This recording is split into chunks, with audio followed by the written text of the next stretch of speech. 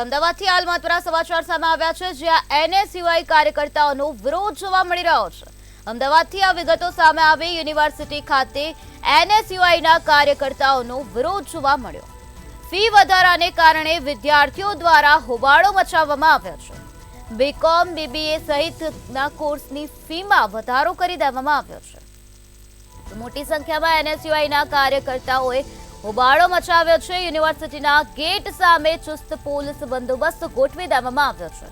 Medical college કરતા વધુ fee વસૂલવાના આક્ષેપ કરવામાં આવી રહ્યા છે, ત્યારે વધુ ફી લેતા એનએસયુઆઈએ વિરોધ નોંધાવ્યો છે। ગત સપ્તાહે 24 કલાકનું અલ્ટિમેટમ પણ આપવામાં આવ્યું હતું, ત્યારે ફી ઘટાડા અંગે વિચારણા ન થતા એનએસયુઆઈના કાર્યકર્તાઓ દ્વારા વિરોધ કરવામાં આવ્યો છે। તો આજ મુદ્દે વધુ માહિતી આપવા માટે આપણી સાથે સંવાદદાતા અનિતા પરમાર જોડાઈ ગયા છે। જી અનિતા, અમદાવાદમાં એનએસયુઆઈના કાર્યકર્તાઓ દ્વારા વિરોધ નોંધાવવામાં આવ્યો છે। ફી ઘટાડા અંગે વિચારણા ન કરતા આ પ્રકારે વિરોધ કરવામાં આવી રહ્યો છે। શું છે વધુ માહિતી?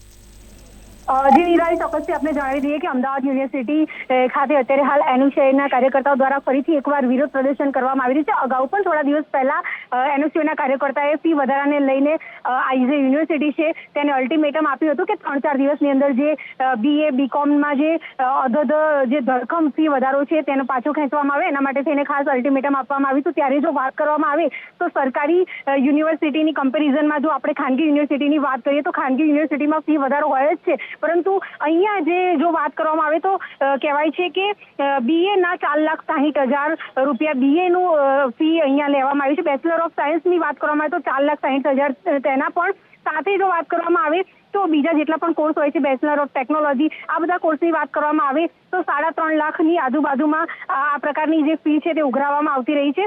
ત્યારે જો વાત કરવામાં આવે તો યુનિવર્સિટી દ્વારા ફરીથી એકવાર આ યુનિવર્સિટી છે તેને ત્યાં અત્યારે હાલ યુનિવર્સિટી ખાતે પહોંચીને હોબાળો મચાવવામાં આવી રહ્યો છે। મેડિકલ કોલેજોની જે પ્રમાણે ફી હોય છે એટલી ફી આ જે ખાનગી યુનિવર્સિટી છે તે ઉઘરાવી રહી છે, અને બેફામ રીતે જ્યારે આ ફી વધારો કરવામાં આવ્યો છે ત્યારે એનએસયુઆઈના કાર્યકર્તાઓએ અગાઉ પણ અલ્ટિમેટમ આપ્યું હતું કે તાત્કાલિક ધોરણે આ જે ફી વધારો છે તેને ઓછો કરવામાં આવે, જેના કારણે થઈને ગરીબ અને મધ્યમ વર્ગના જે વિદ્યાર્થીઓ હોય તેઓ પણ આ પ્રકારની ખાનગી કોલેજો છે તેમાં ભણી શકે।